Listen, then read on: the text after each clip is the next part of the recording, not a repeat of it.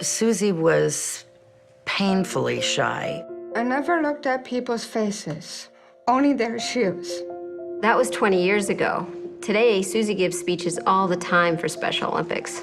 And it's just amazing to see her look into people's face and know who they are. It's been the best experience in our lives, not only as a family, but for her. And that's the power of words.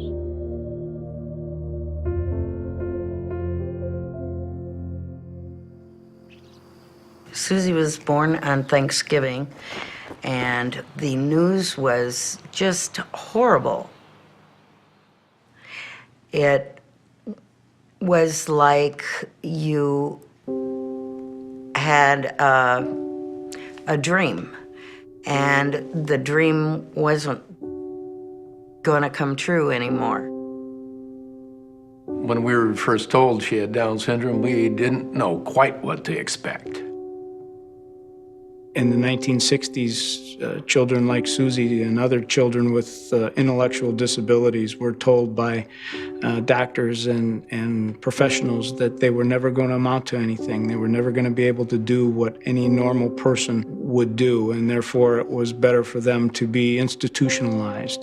The pediatrician that told us says, well, you know, maybe you should just drop her off at a home and leave her there. And we said, no, we can't do that. His comments made me so angry that I was bound and determined she was going to be the best Down syndrome kid that ever hit the face of the earth. We spent a lot of time with her, a lot of effort. Through the years, we gave her opportunities. When she didn't speak, we took her to a therapist, and I could see improvement in Susie every year.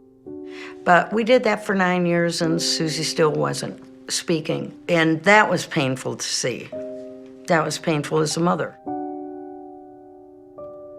I used to never really talk, ever. I was afraid that I would say something wrong and everyone would laugh at me.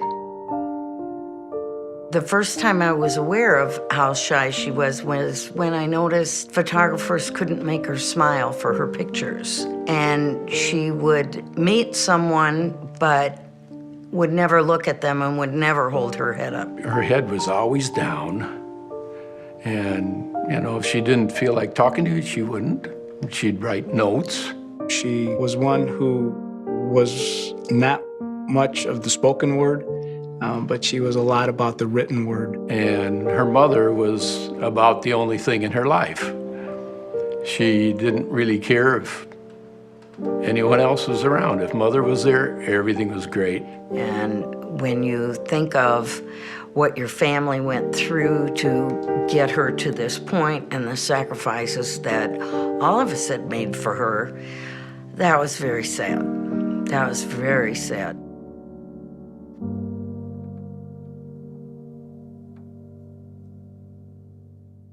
But then there was Special Olympics. And when that happened, what a change. My favorite sport is golf. I love golf. And unified golf is where you pair a Special Olympian with a non-Special Olympian. Tom and Susie on a golf course are just something else. She thought he was going to be her best chance at gold medals.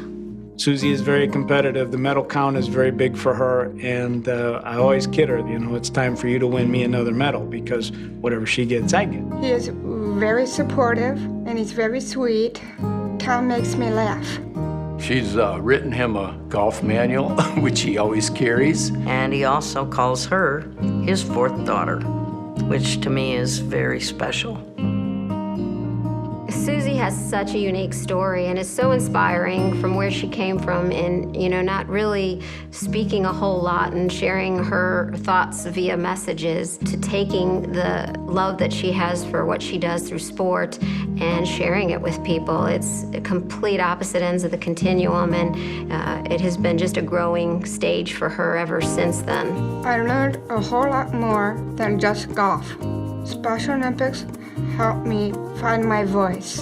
I can remember seeing the article in the newsletter from Special Olympics that they had a global messenger program, thinking, wow, would I love that for Susie, but that'll never happen. A global messenger is a person who gives speeches about Special Olympics. So when they asked her, we both thought, What? Can she do that? I don't think she can do that. Susie decided in 3 days that that was what she would like to do, and I said, if you're gonna do it, you have to call them and tell them you'll do it. And a couple days later, she did. And that was the beginning of a wonderful story. I think the big part of the Global Messenger program is identifying who these athletes are that are going to be interested in speaking about their experiences. And you can tell when they're participating in their sports and they're training and they're competing that they have that passion and that they would love to talk about it. And same with Susie. When she was asked if she wanted to be a Global Messenger and her parents, had said no, that this probably wouldn't be a good fit for her. It wasn't until after they got through the program and she gave her first few speeches that they realized that maybe this really was a great fit for her, and they were the ones that were at a loss of words. When she gave her speech, everyone just mouth flopped open. They couldn't believe it came out of her.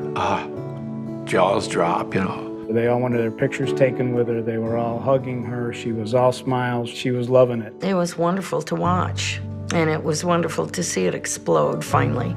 It's very interesting. I have friends who live out in the area where she works, and they always tell me about how pleasant Susie is when they go into the place where she works. And without Special Olympics, I don't think that she would be that way. I think that Special Olympics has brought this out in her. The ability that the athletes have to take their experiences and put them into words that they can share with people is quite a talent, and it's not easy for most of us to do, let alone, athletes that have had challenges in speaking like Susie has. I can now see her do things that I don't think that I would ever have the ability to do. She can stand up in front of 2,000 to 3,000 people and talk to them and look them in the eye. So she's gone from a girl of 1 or 2 words to a girl of thousands of words in front of thousands of people.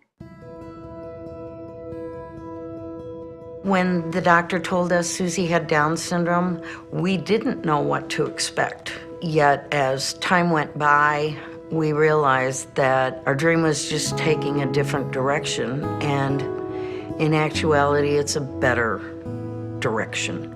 It's a great direction, one that I wouldn't have missed, a journey I wouldn't have missed. It's been fantastic. It's been a big change in her for the better. And now she even spends time with Dad.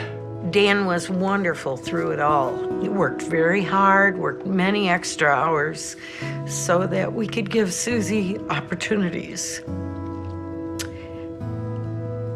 And now they're best buddies. I love that. I love that. These have been some of the best memories of my life, playing golf with her. It's been a great ride. Special Olympics makes me feel good about myself, and I love public speaking. When I look at her now, I'm the one who's speechless.